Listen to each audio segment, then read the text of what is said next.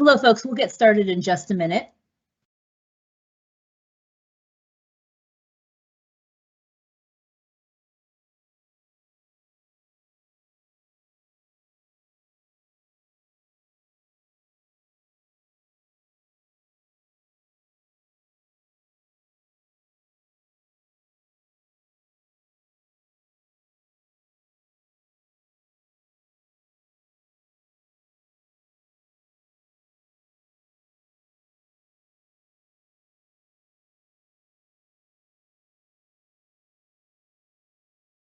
Okay, Molly, I'll just give everyone an overview. This presentation is the election night and beyond presentation. It's really geared towards candidates, the press, and other very interested parties that really want to know the details of how election night happens and the ballot processing that happens in the days beyond election day, including that 8-day window for military ballots to arrive, cures to come in from voters who had signature discrepancies and other issues. So we'll go ahead and get started. We'll try to, cover everything. If an urgent question comes in the Q&A, I may interrupt Molly to ask that. Otherwise, for the most part, we'll hold any Q&A that gets dropped in to the Q&A tab until the end. So we'll go ahead and get started. Molly's on screen now, and then she'll introduce herself, and then I'll just go ahead and have the presentation. Perfect. And Marcella, you can hear me? Yes. Great. Good afternoon, everyone. I am Molly Fitzpatrick. I'm the Boulder County Clerk and Recorder. Thank you for taking the opportunity to join us, and just want to say thank you to Marcella for organizing this event as well. We recognize that we have lots of candidates on this webinar today, and we know that it's just a couple days out from Election Day. So we will move through this quickly because we know that you have likely activities to get back to after this presentation. So as Marcella mentioned, the purpose of this presentation is to share with you all what to expect starting on election night and through the weeks thereafter. We do continue processing after election night, so we just want you all to know what to expect in terms of what we're processing and also what the timeline is for results. So with that being said, let's go ahead and move to the next slide, and I'll take myself off camera. So again, we're going to cover ballot processing, election night reporting, what we call the 8th and the 9th day after the election. The 8th day is the deadline to submit cure letters so we can count a ballot if it was rejected for any reason. UOCAVA military overseas voters have until this deadline to get their ballots in, and then we actually process everything on the 9th day. So there are still ballots that we process on the 9th day after the election. We'll go over recount scenarios, which I know no one wants, but we will go over it just so you have that context.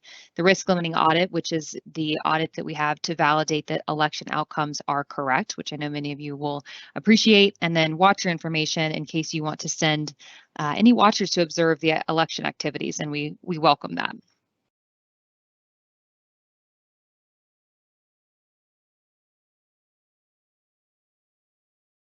All right, so a little bit about ballot processing basics, and if you came to the tour earlier this week, you got to see this in action, and if you weren't able to attend, we are still doing public tours tomorrow and Monday, so feel free to RSVP and let us know if you're able to make it so you can actually see these steps in action. At the highest level, election offices can begin processing starting 15 days before the election. Of course, we do not generate results into any reports until late on Election Day. And then ballot envelopes, or from the beginning of the process, ballot envelopes are sorted into categories from the start of processing, and this is very normal. They are categorized into accepted ballot envelopes. These accepted ballot envelopes will very quickly move forward into the next steps of the process. After signature verification, they go upstairs to be extracted. The ballot gets extracted from its envelope and then scanned. And then there's another category of ballots, which is the rejected ballot envelopes. So there's two types of rejected ballots. The first type of rejected ballot envelope is one that a voter can take action to cure, and we'll go into that in just a moment. The second type of rejected ballot is ballots that cannot be cured, and they will not be counted. So accepted ballot envelopes, to go back to what is immediately moved forward from processing, and then we'll go to the rejected ballot envelopes in just a moment. So this is when the signature has been verified. It means that our election judges were able to make a match on the signature on the voter registration record to the way that that voter signed their envelope. It means that there was only one voted ballot in the envelope. The ballot is for this election. We have had voters return ballots for prior elections. That would not count.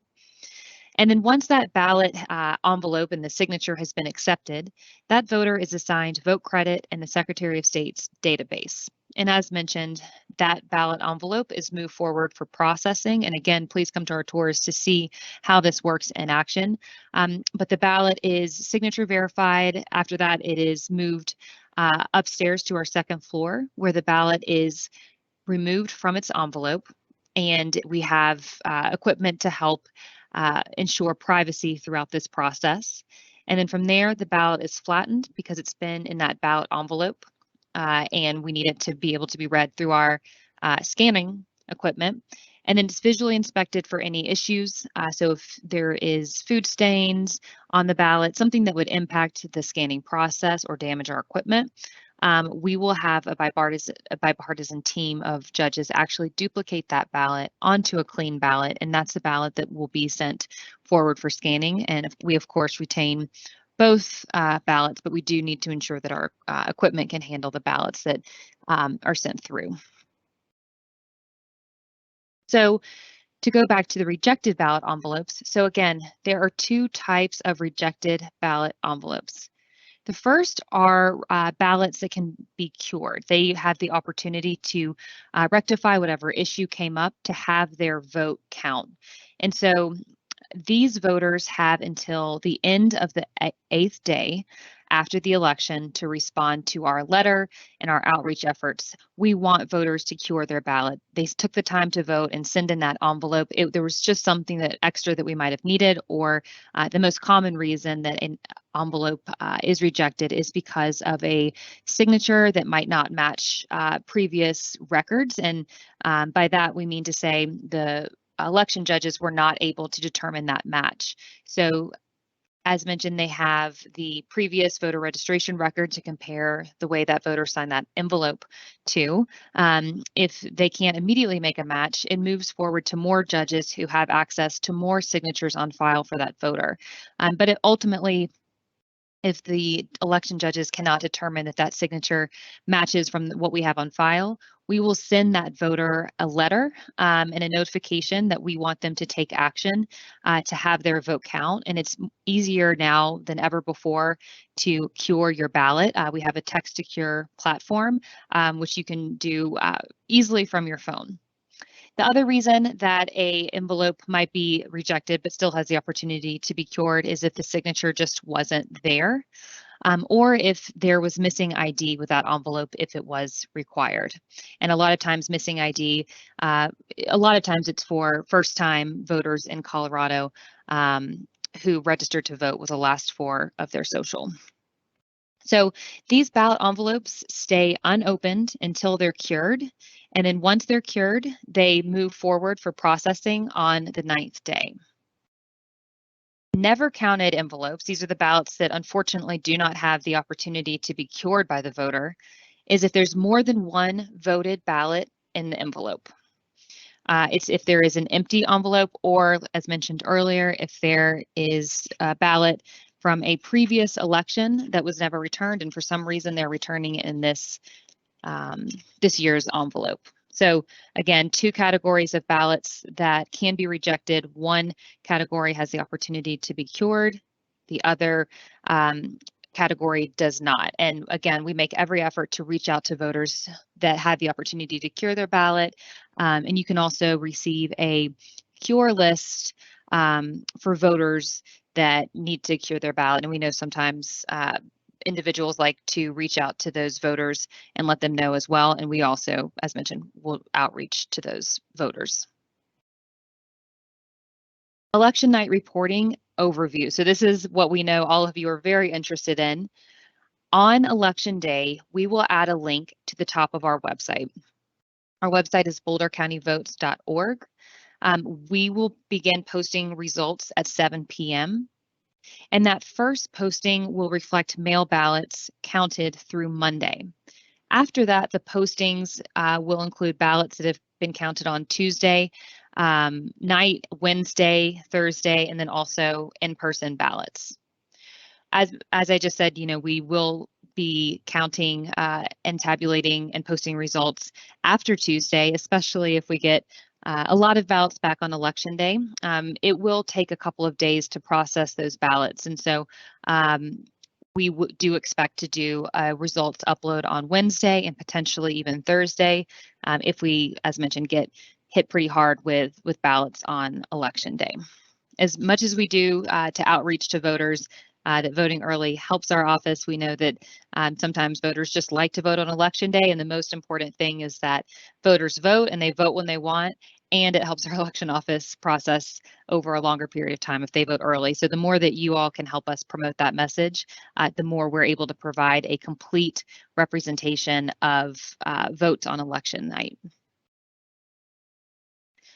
This is our schedule. And depending, so as mentioned, we have that 7 p.m. Posting on election night. After that, we'll do 2 more postings before Wednesday. So we'll do 7 p.m., 8:30 p.m., a little bit after midnight on Wednesday, which is election night. And then we will do postings on 6 p.m. Wednesday and 6 p.m. Thursday. There is a chance we will do an earlier posting on Wednesday if something is extremely close, because we know that that is really, really hard on the public, and it's hard on all of the candidates to see that an election is extremely close without getting an update until 6 p.m. The reason that we have this schedule the way we do is that pulling results from our voting system requires that a lot of other activities must stop while we tabulate results and upload them to our election night results platform. So what that means is that the fewer postings that we do, the more processing we can complete in between those postings, and that especially is applicable for election night. So that's why we have the schedule built the way that we do. And we recognize that if something is extremely close, people are going to really want results on Wednesday. So we might do an earlier posting there depending on how everything shakes out. Okay, so the number one question we get asked on election night is how many ballots left to count. So this is a really great tool that you all can use to help determine that number for yourself. You compare the ballots counted, which is our results page, to our ballots returned data. So apologies that this cut a little bit over some of the words, but our ballot returns page is going to be, again, listed at the top of our website on election night. And that's going to be this representation of what we've received in-house. So with this tool, it automatically updates every day at 7 a.m. But on election night, we're going to start pushing updates of what we've received in-house every 3 hours, starting 7 p.m. on election night. This will continue on Wednesday and Thursday to ensure that we are staying current with how many ballots we have in-house.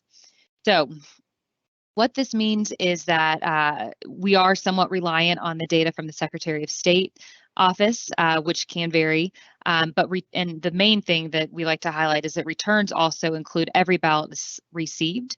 And as we just went over, every ballot received won't necessarily move forward for processing, depending on if it was rejected or if it was another county's ballot that we received in-house. So this number will change slightly depending on what we receive in-house. So just to point that out, it will not be exact, but it'll give you a pretty good ballpark of what we have left in-house in terms of what we received and what's left to scan and process.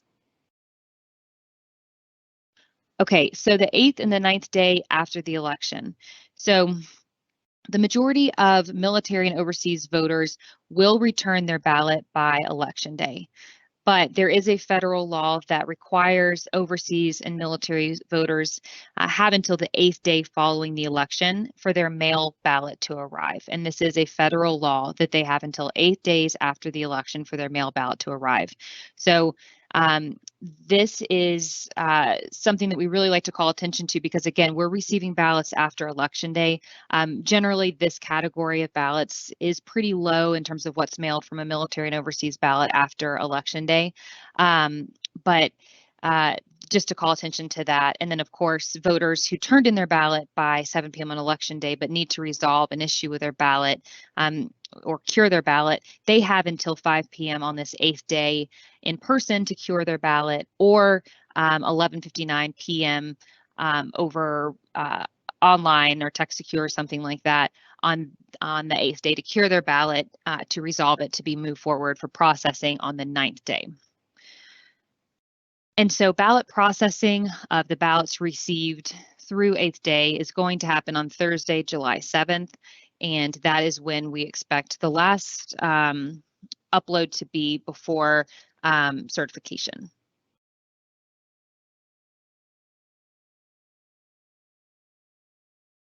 Okay.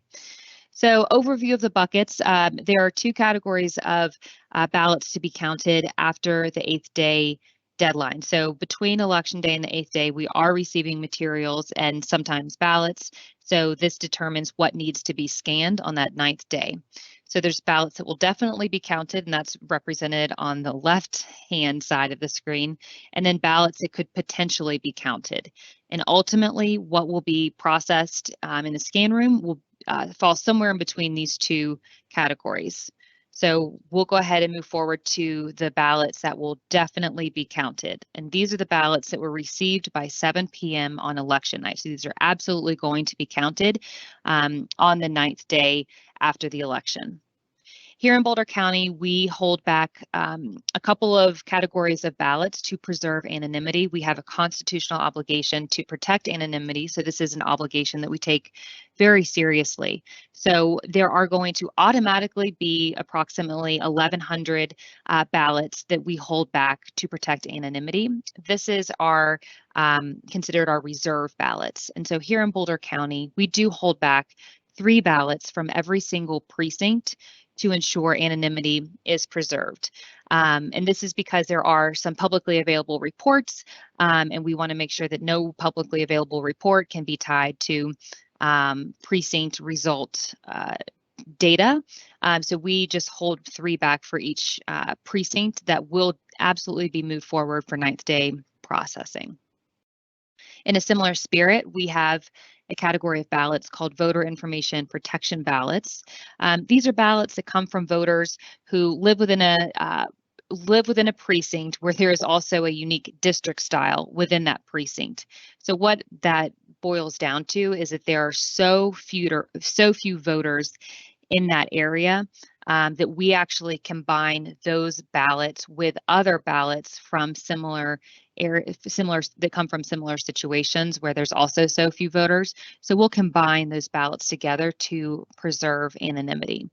It's oftentimes a very low number. This election is going to be around 100 ballots. And again, those will be moved forward for processing on 9th day. We're just holding them back until that 9th day. And then there are manual process ballots. So these are ballots that generally come back, and I should say ballot envelopes that generally come back to us damaged in some way. So what that means is that our mail sorter equipment can't go through that mail sorter equipment without potentially damaging the equipment. So what that means is that maybe they were rained on and they've crumpled up pretty badly, or if they were dirty or stained in some way, or just poorly marked ballots that need election judges to review voter intent. So there's usually around 500 of these ballots or ballot envelopes that are manual process ballots, but it's hard to say without knowing what will come our way. But these are ballots that are, of course, going to be moved forward for processing on the 9th day, but we're holding them back until then for anonymity reasons. The next category, potentially counted ballots. So again, these are the ballots that could potentially be counted. So again, military and overseas ballots have, if they're mail ballots, they have until 8 days after the election to have those ballots in-house. Again, very low number, less than 5% of these are returned after Election Day. Ballots that need to be cured. So again, if the signature on the envelope didn't match, if there was a missing signature or ID was not required, or ID was required but not provided. So again, these are voters that have the opportunity to cure their ballot. And then if they do, we will process those ballots on the 9th day. And if they don't, we are unfortunately not able to move those ballots forward for processing. And then if a ballot was returned to another county clerk's office, so in Colorado, if a voter returns a ballot to another county's drop box, for example, what that county will do is notify us that they have a Boulder County ballot, and then we will receive that ballot from that county. And so that would also be included at the end of, or for processing on 9th day.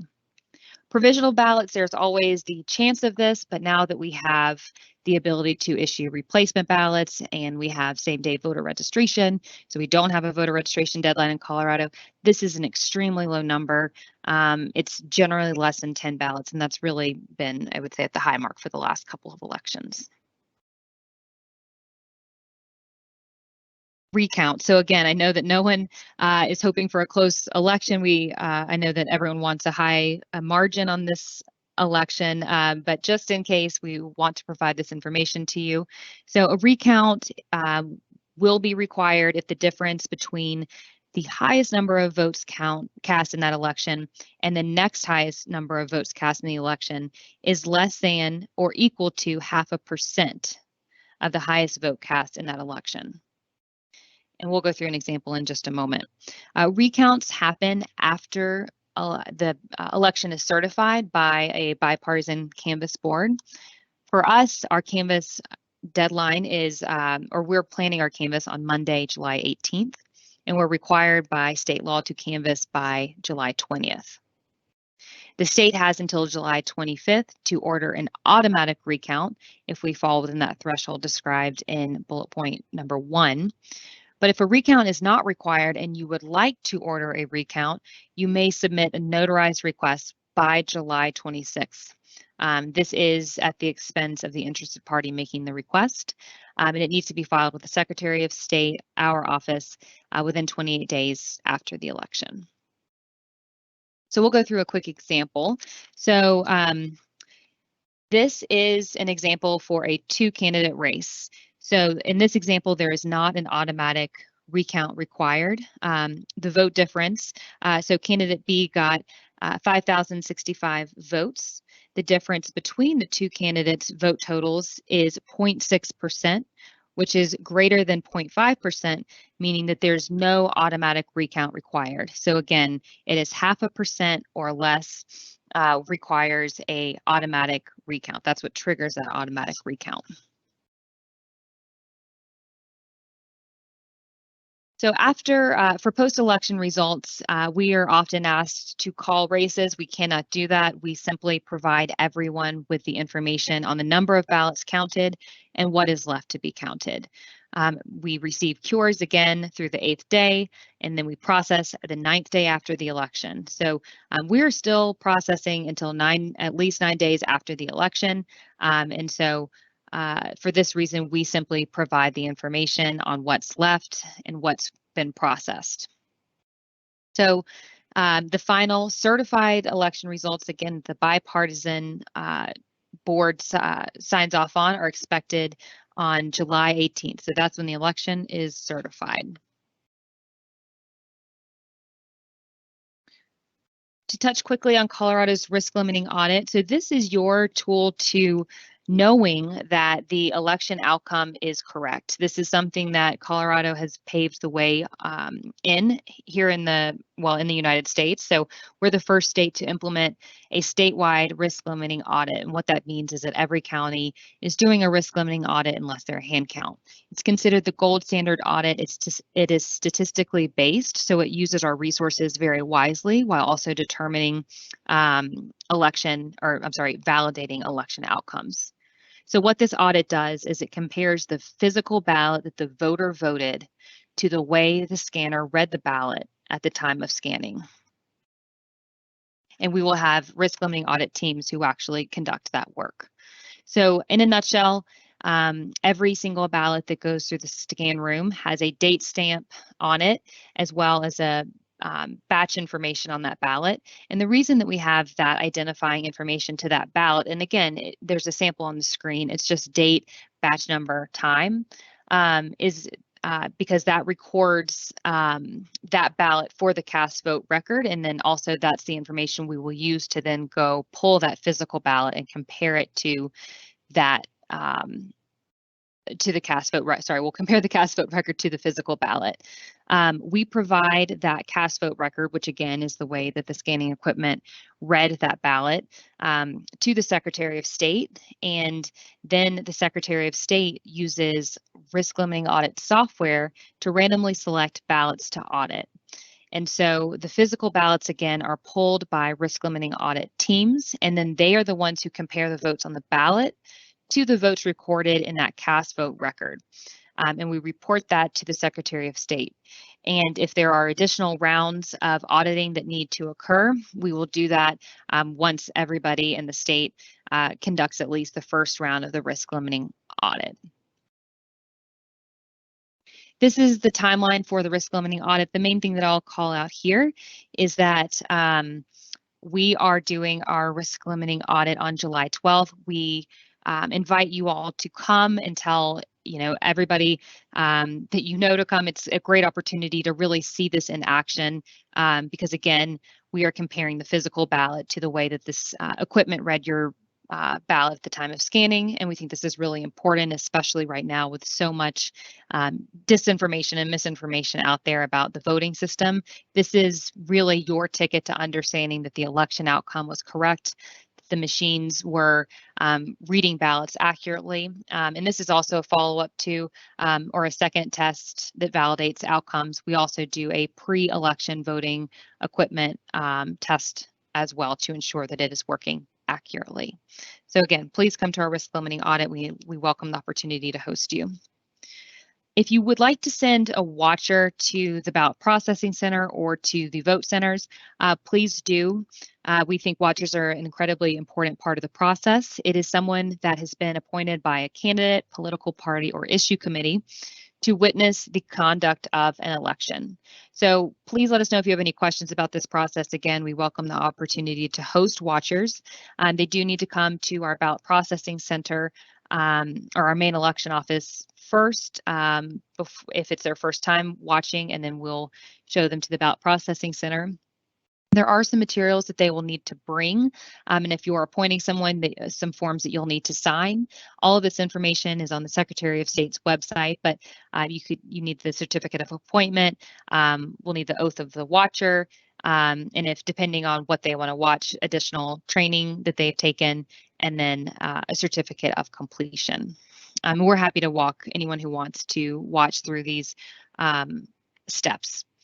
So we do have a host on site that is able to answer questions that watchers have. So again, if you've got anybody that is interested in learning more about the process, they can come to a ballot processing tour, or they can participate as a watcher, and in the future, as an election judge even.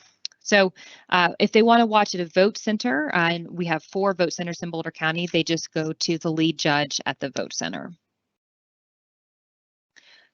And with that, that is the conclusion of the presentation. We're happy to take any questions that you have, and just would direct everybody to our social media channels on election day and election night. That's where we'll be posting updates throughout the election night results uploads.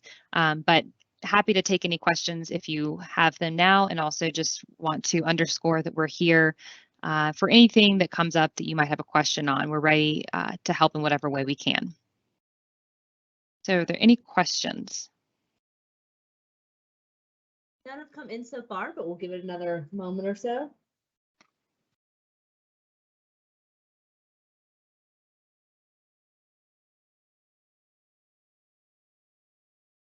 None yet. So we can go ahead and wrap the presentation.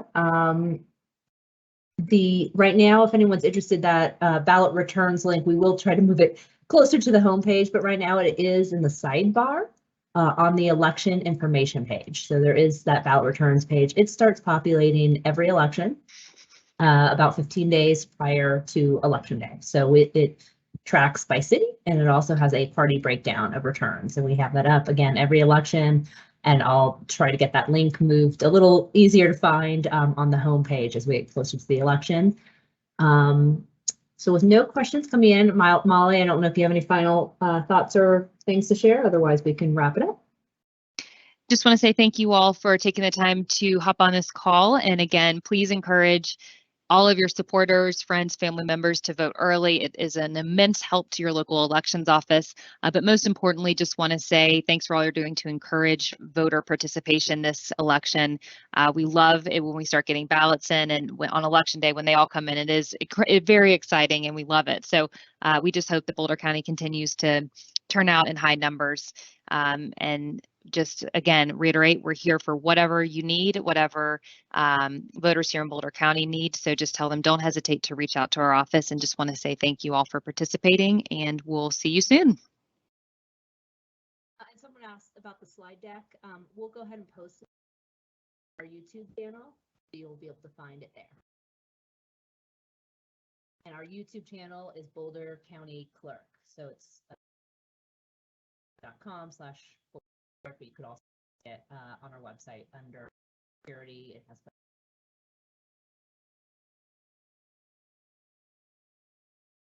Okay, well, thank you, everyone, and we'll go ahead and I'll send the link as well when that is. Thank you. Thank you.